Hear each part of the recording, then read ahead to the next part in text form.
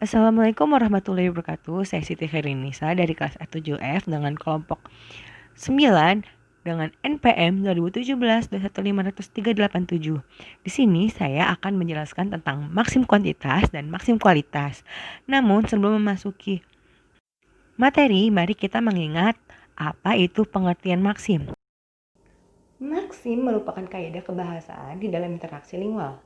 Kaidah-kaidah yang mengatur tindakannya, penggunaan bahasanya, dan interpretasinya terhadap tindakan dan ucapan lawan tuturnya.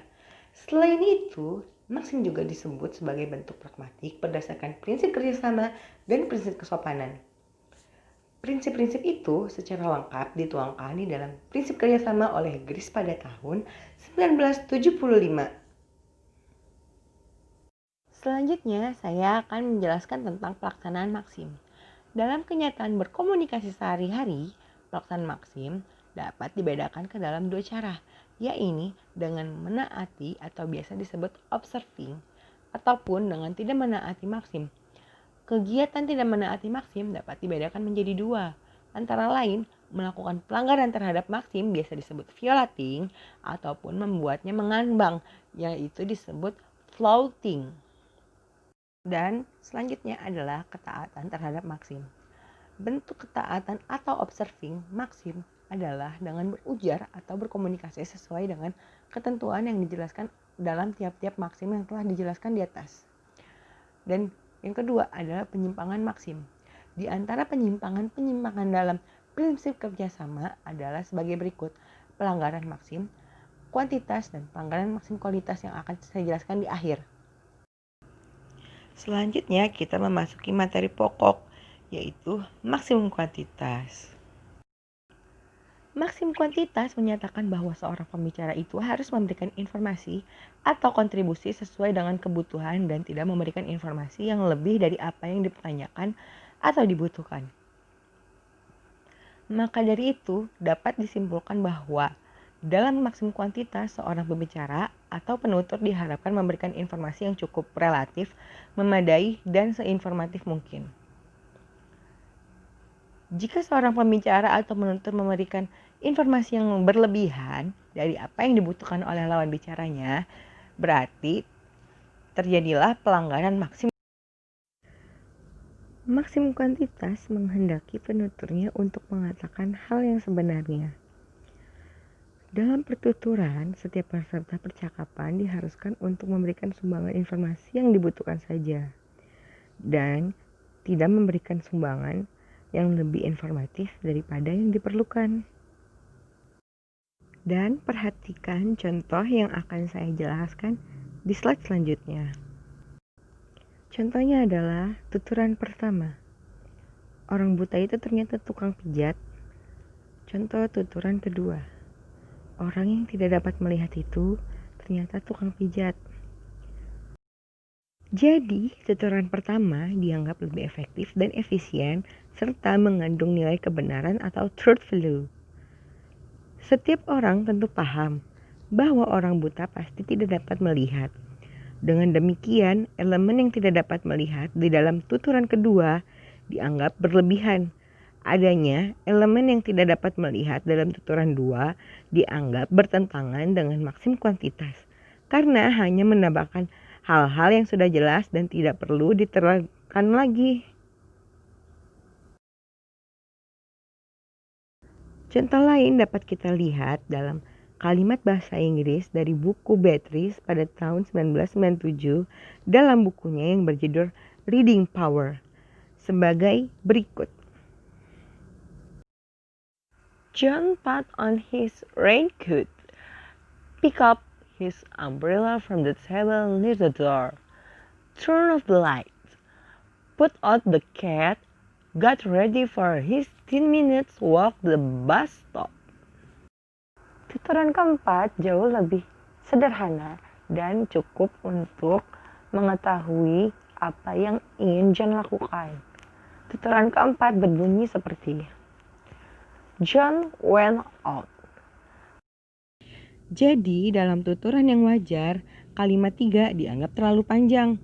Oleh karena itu, mengungkapkan konsep yang sama, tuturan 4 cenderung lebih digunakan. Selanjutnya, saya akan menjelaskan tentang maksim kualitas. Berdasarkan maksim kualitas, peserta percakapan harus mengatakan hal yang sebenarnya. Pemenuhan maksim kualitas oleh ungkapan tertentu, misalnya pada awal kalimat seperti contoh berikut ini.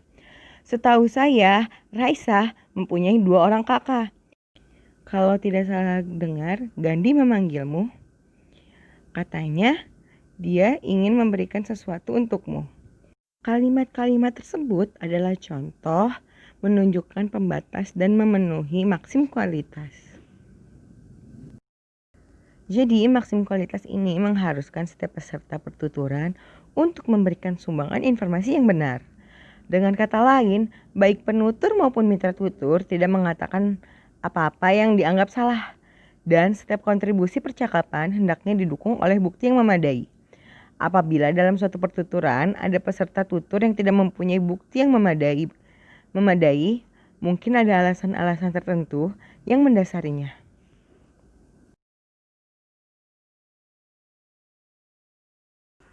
Maksim kualitas menjelaskan bahwa pembicara atau penutur itu harus menyampaikan suatu hal sesuai dengan fakta dan seorang penutur tidak dibolehkan untuk memberikan informasi yang belum diketahui apakah itu benar atau salahnya. Dalam hal ini, dia tidak memiliki bukti yang cukup untuk menyampaikan suatu informasi. Menurut Grudy, dalam bukunya juga memberikan contoh yang menarik, yaitu pragmatic is difficult. Dalam hal ini, seorang penutur dapat mengatakan hal tersebut ketika dia pernah mengalami suatu hal yang membuatnya dapat mengatakan kalau mata kuliah pragmatik itu sulit baginya. Misalnya saja, dia pernah mendapatkan nilai D untuk mata kuliah itu. Tetapi, jika dia belum pernah mengambil mata kuliah pragmatik, dia tidak boleh mengatakan hal tersebut. Karena itu, akan melanggar maksim kualitas. Berikut ini adalah contoh maksim kualitas. Perhatikan tuturan di bawah ini.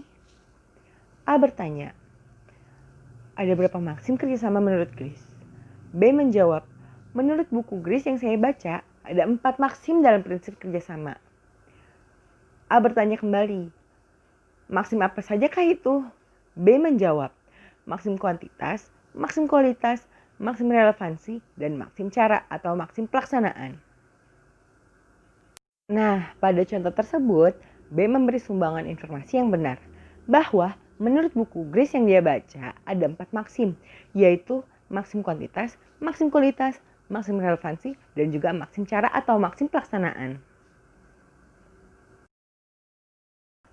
Pelanggaran atau penyimpangan maksim kuantitas. Pelanggaran maksim kuantitas dapat terjadi ketika penutur memberikan informasi yang lebih dari apa yang dibutuhkan oleh lawan bicaranya. Pelanggaran maksim kuantitas ada 2, yaitu informasi yang berlebihan dan informasi yang kurang informatif. Informasi berlebihan disebabkan oleh informasi yang diberikan melebihi yang dibutuhkan oleh lawan tutur. Penambahan informasi tersebut masih berhubungan dengan masalah pembicaraan, tapi tidak ada maksud dan tujuan menguatkan informasi yang sudah disampaikan sebelumnya. Berikut ini adalah contoh dialog pelanggaran maksim kuantitas. Ada 2 tokoh yang bernama Velin dan Diandra. Velin bertanya kepada Diandra, Kak Diandra, siapa Velin? Diandra menjawab, ya. Aku boleh nanya nggak, Kak? Kak Adi tahu kan kalau Bara itu pacar aku?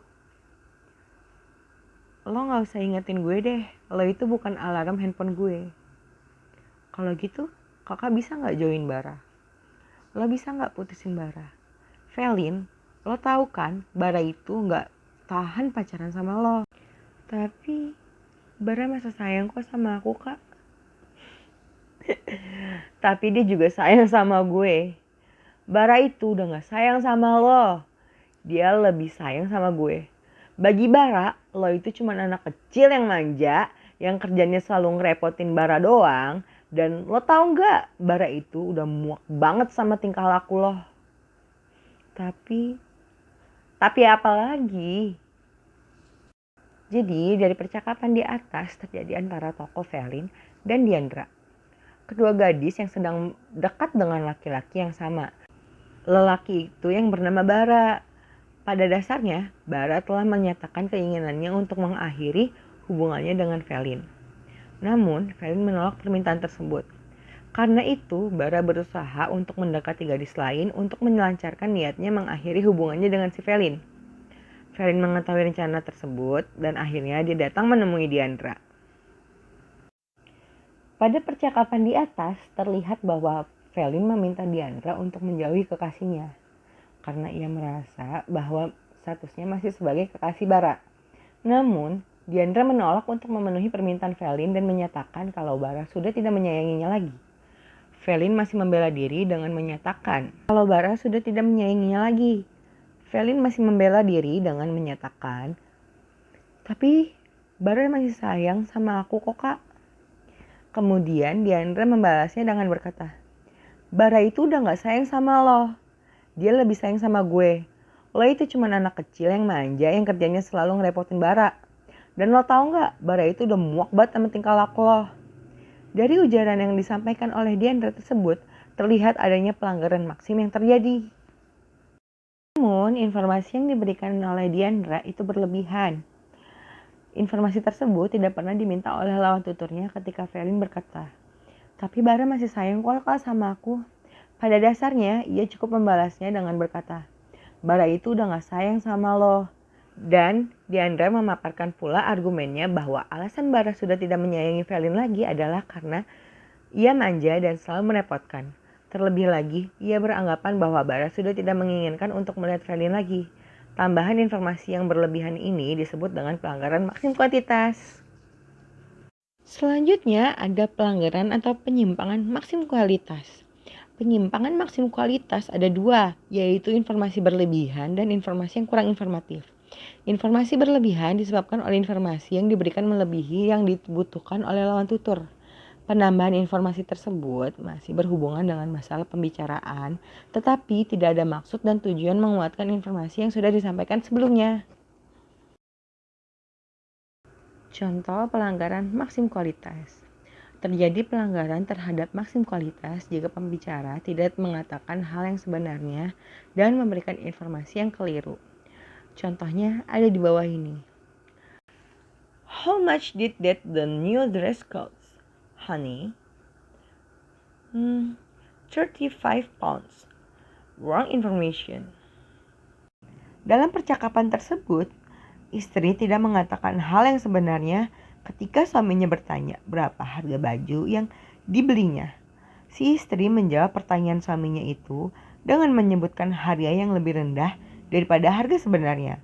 Si istri berusaha untuk tidak mengatakan hal yang sebenarnya karena dia khawatir kalau suaminya itu akan marah kepadanya kalau dia tahu bahwa harga bajunya itu sangat mahal. Jadi simpulannya adalah maksim kuantitas adalah bentuk penyajian informasi atau pemberian kontribusi sesuai atau secukupnya yang dibutuhkan oleh lawan tutur. Pemberian informasi yang dilakukan secara efektif dan efisien serta tidak berlebihan. Sedangkan maksim kualitas adalah penyajian informasi secara benar, nyata, dan sesuai fakta yang sebenarnya. Dengan kata lain, baik penutur maupun lawan tutur tidak mengatakan hal apa-apa yang dianggap salah, dan setiap kontribusi percakapan hendaknya didukung oleh bukti yang memadai.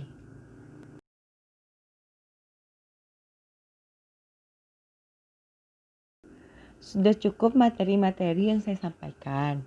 Jika ada kesalahan atau kekurangan, mohon dimaafkan, dan jika kalian berkenan untuk mengetahui dan memperdalami materi yang saya sampaikan, kalian bisa melihatnya di website di bawah ini.